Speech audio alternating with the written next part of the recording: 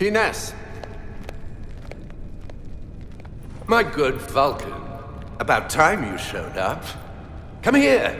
Good Ursus and I have something to show you. I hope Ursus hasn't beaten him too much. The last victim was in such a state that I couldn't even torture him. Oh, don't worry. But it may take you some time to wake him up. I'm sorry. I'm late. I overslept. Don't worry. As long as you oversleep alone. As a deacon of the Holy Church, you can't afford the least scandal. And we can't always throw your whores into the well. Today is the day. The key to absolute knowledge will be ours. The key to immortality. That's not what I seek. I know, but remember, limitless life, limitless knowledge. The entrance to the basement is open. What? Open? Are you nuts, Ursus? Hurry, finish tying up the prisoner and stand guard at the chapel door. No one can come in or out but me, Vulcan, Sir Roderick, or his slutty wife. Good. Let's get to the important part. Prepare the prisoner as only you know how. Torture him, but save the best for the meeting of the Order. And try the same thing you did to the Saxon moron. The guests have come long and far. They'll be thirsty for the blood of our prisoner. The first transmuted being in history. The first immortal. What? And what about Frey Seocan? Oh, in the well. And this rascal was eavesdropping. I'll be in the workshop getting ready for the ritual. Do a good job. His cries will inspire me.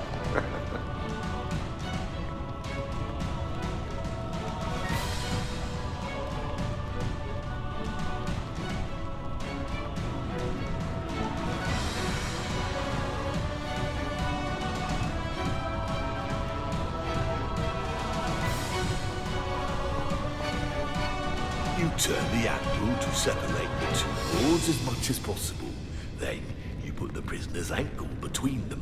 Then you turn the handle in the opposite direction, so the nails pierce the flesh. And he bleeds.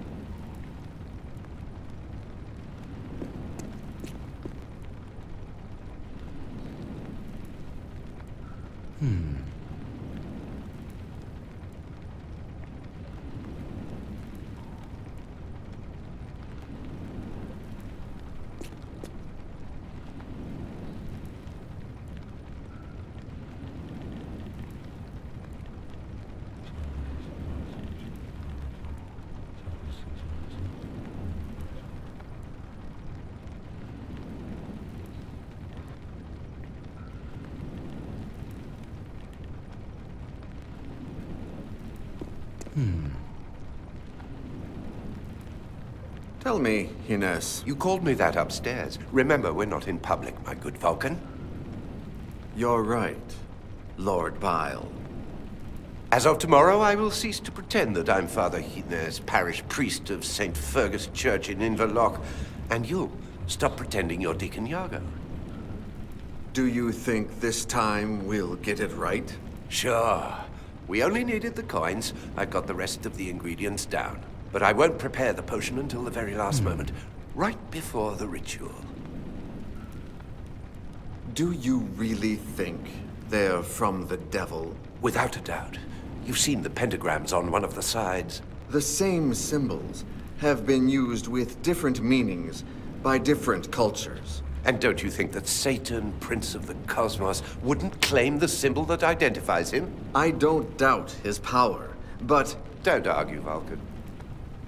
It's just that, since Brother Siokan found the coins in an old Viking boat, maybe that should be our new destination. Maybe there we can find the civilization that wrote the Treaty of the Flesh. Tomorrow, my good Vulcan, we'll be immortal. We won't need the book anymore. But how much more knowledge can be hidden in there? Oh, is there any higher knowledge than the one that allows you to reign over death?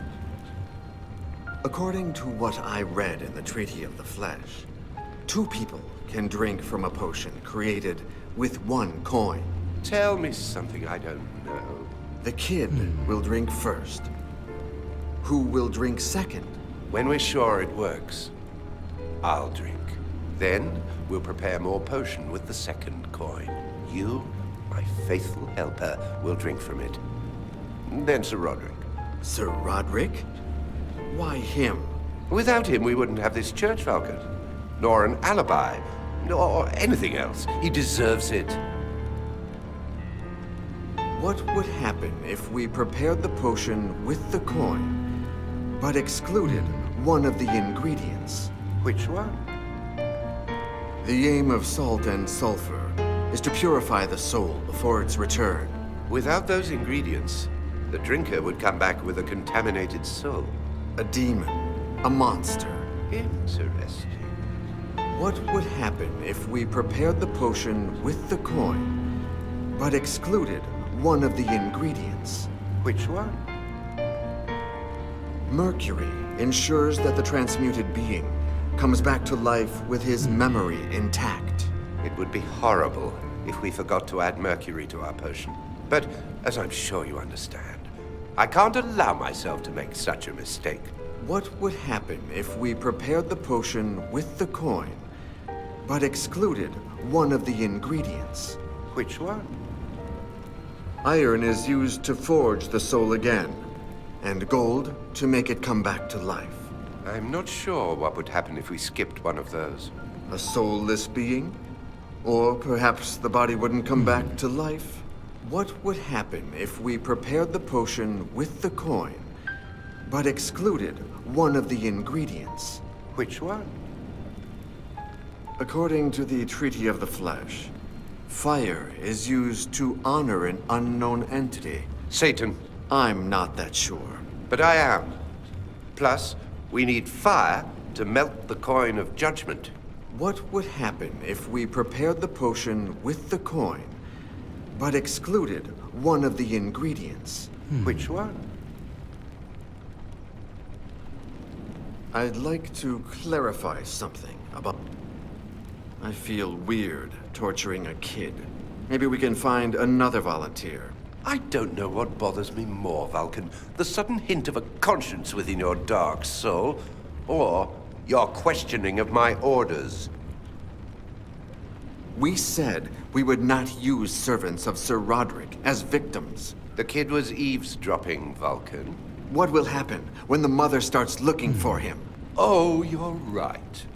Oh well, luckily we're in no shortage of poison. The kid is taking the place that Seokan deserved for finding the coins. He was one of ours. But we can't just get a random kid and make him immortal. He'll be too powerful. Tell me something I don't know. He'll be tied until we prove the potion has worked and has no secondary effects. Then we'll throw him in the well, where he'll enjoy immortality without becoming a nuisance. The kid is not easy to torture. I mean, I've never tortured such a tiny body. I hope I don't make a mistake. Oh, I trust your skill, Vulcan. I'll never understand why he can be so loyal to you while he still believes in the Christian God. And remember, I saved his life. Some people value such a thing.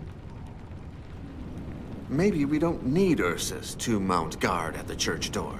I close the door, take the key, and problem solved. No, I'd rather have him there. Just in case Sir Roderick comes. I mean, Lord Behemoth. Maybe we shouldn't have killed the Saxon moron. You seem to think otherwise when you tortured him. What if he served someone, and now they're looking for him? He'd have confessed. Whom could he be serving? The Inquisition. Bah! If the Inquisition knew of our existence, they'd come with a small army instead of infiltrating a moron among our members. It's very strange that our Spanish friend hasn't arrived yet. He's always the first one. We'll never be thankful enough to him.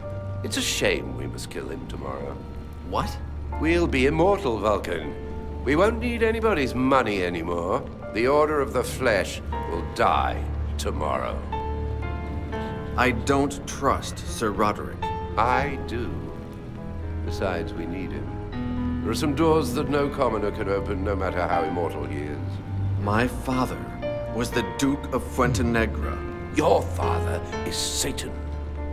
Miguel de Fuentenegra died in the dungeon I saved you from. What will happen to Lady Caytir? That cold fish. I guess her legitimate master and husband, Lord Behemoth, will kill her tomorrow. Did you know? She can't even satisfy him anymore. Why don't you go out and get some fresh air, Hines? Lord Bile. And no, I won't rest until the ritual is over.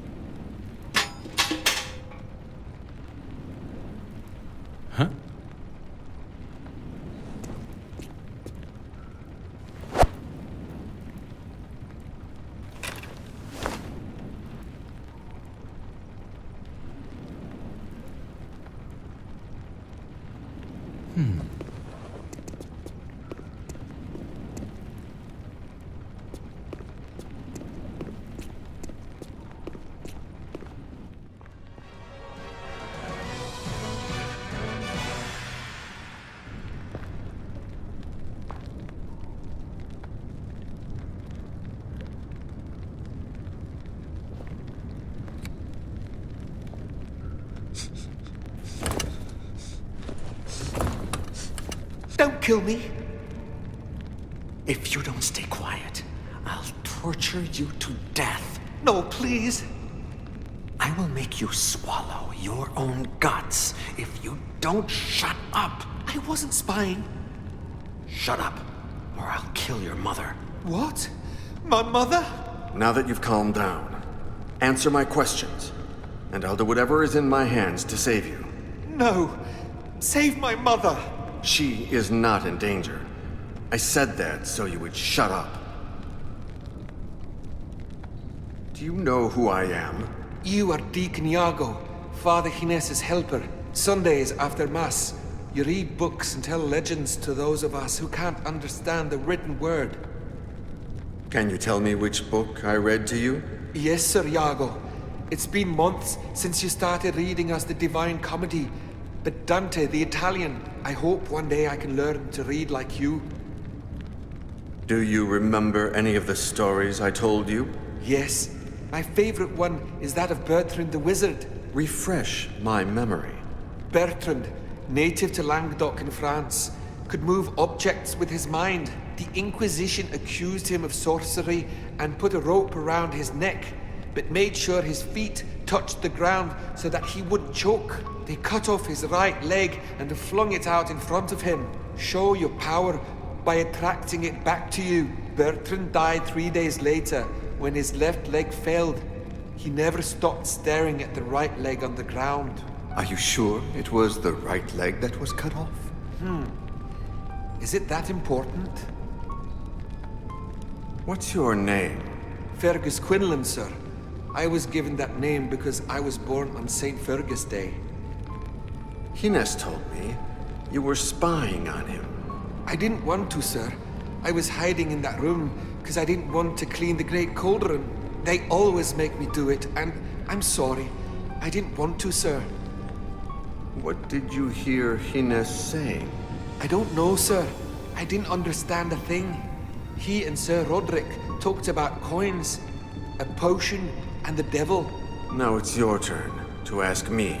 I don't understand what's happening here at all, sir. Father Hines and I are the founders of a satanic order that meets here in the basement of this church, the Order of the Flesh. If I fail at helping you escape, tonight, after torturing you for hours, we'll make you drink a certain transmutation potion. Then, we'll kill you. And then, you'll come back to life. Many years ago, I read several pages from a forbidden book that is now in the Vatican. One of those pages mentioned a potion that would transmute its drinker into a being able to overcome death. But among its ingredients, there was a golden coin with a strange symbol. Once a year, the night before the great hunt in honor of Saint Eden and Saint Alec, we meet here to offer sacrifices to Satan. But enough talking. I must find a way to get you out of here. Do me a favor. When you see me around here, shout as if I was tearing your soul out.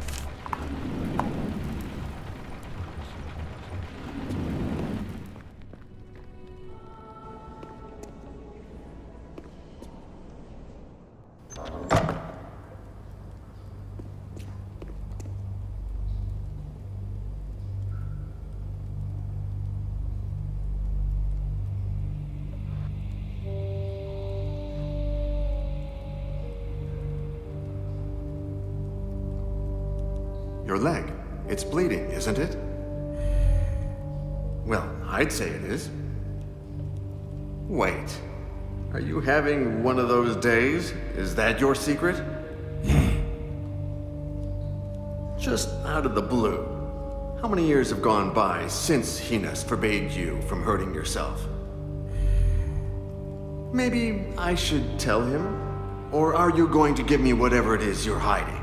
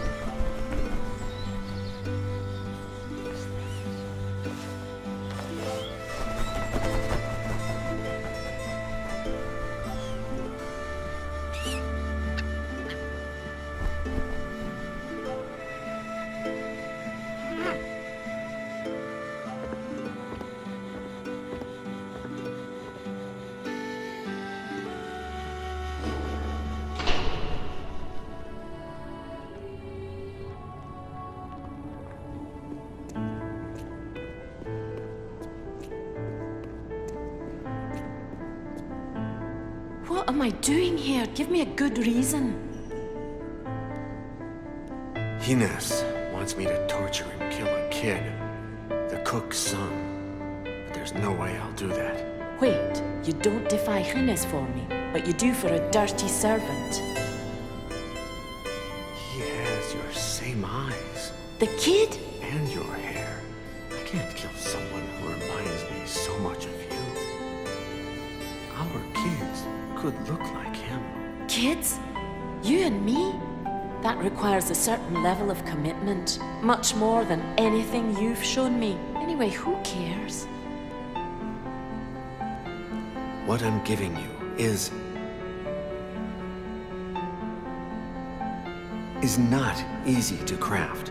I'd never worked with gold in such a clean, detailed fashion. And the inscription. I copied the idea from St. Alistair McNair. I don't know what to say. Tomorrow, during the hunt, we'll run away together. But first, I need to save that kid. Please, help me. You wanted the cape, didn't you? I need your cape to save the kid.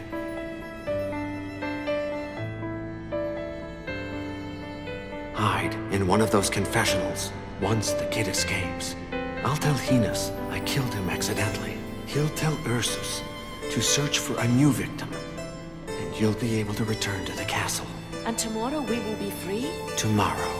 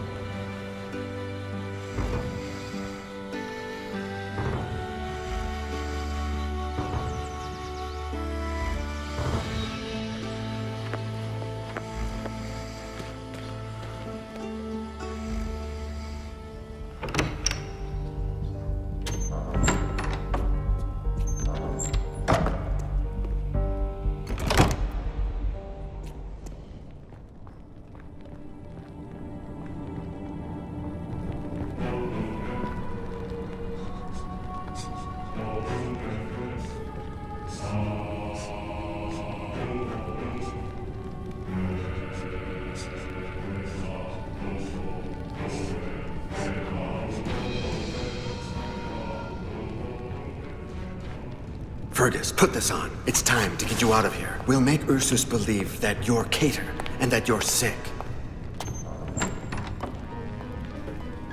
When you're inside the keg and the cart starts moving, say 100 Hail Marys, go deep into the woods, and walk all the way to Aberdeen. I will give you something extremely valuable.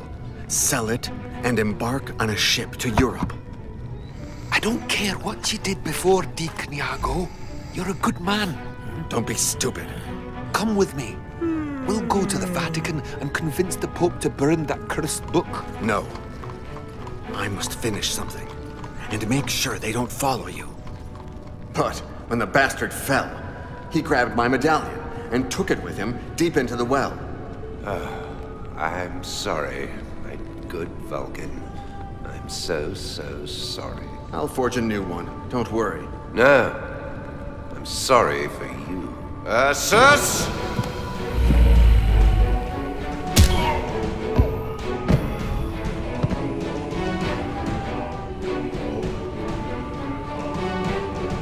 Please forgive my little trick, Vulcan. You betrayed me. I didn't mean to betray you. I got carried away. I threw him in the well because... Stop, please. Maybe you'll be glad to know that I didn't play fair myself. You were growing too distant. I had to see just how much. And you didn't pass the test. Your fling with Lady Caytir, your disdain for our benefactor, Sir Roderick, your arrogance, and now, your betrayal. You must become my faithful disciple once more. Never. I hate you. You will do it. You will. You'll take the child's place in the ritual. You will drink the transmutation potion, die, and be reborn beside me. And you know why, don't you? The transmutation will not turn me into your slave. Unless I forget to add mercury to the potion. I'll lose my memories. Worry not. I will be waiting for you. I will embrace you and remind you that you are my faithful son. You will serve me for all eternity.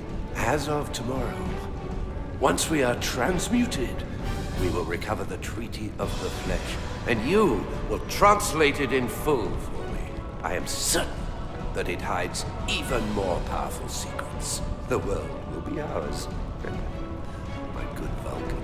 What about the boy? We have more urgent business today, but we'll find him. I may even grant you the honor of killing him. We have all the time in the world.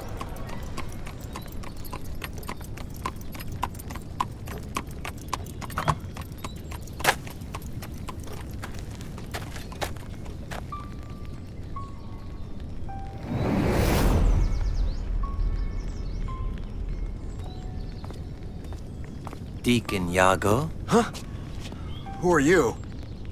Allow me to reintroduce myself. I am Gabriele Scarpetta, last remaining guardian of the Order of Iago. I'd never heard of the Order of Iago before. It's a secret reserved for the custodians of the treaty, Fergus Quinlan's successors. Another name that should ring a bell. The Order was established in 1534 by mandate of the Pope, and the first custodian of the Treaty of the Flesh was Fergus Quinlan himself. To what extent is it secret?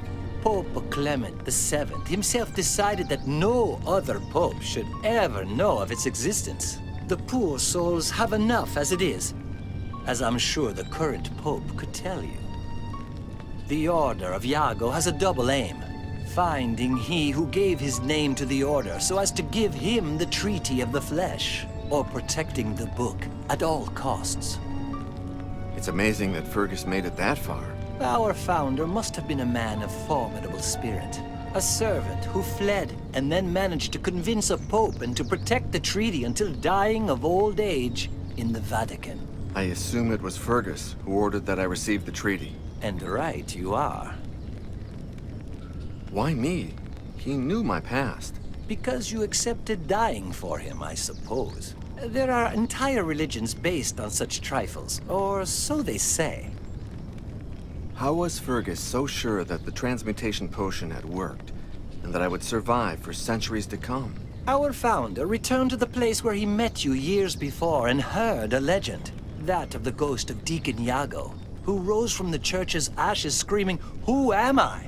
and disappeared into the woods, never to be seen again. And no one searched for me until now? He did, all of his life, to no avail. And little by little, his successors stopped looking for you as well. Kovacs said that you were his, I don't know, informant? He told me that you'd given him information for his book. The bare minimum to convince him of placing the Treaty of the Flesh on the cover of his book. I had to lure you somehow. He said that you had contacted him in the Vatican. As did all my predecessors every time someone asked about the Treaty of the Flesh. It didn't take me long to realize it couldn't be you, although it did turn out to be very useful in finding you. You seem very sure of my identity. Of course. Your phone call, the evidence, the portrait. Everything leads me to you. You bugged Kovacs' telephone, and that's how you found me. True. And the next morning, I tried to do the same with your cell phone. Theft is easy first thing in the morning. People are asleep and unsuspecting. But, to my surprise, I soon realized that someone had beat me to it. Your SIM card had been cloned. I wouldn't turn it on if I were you. Otherwise, whoever did this will know your location.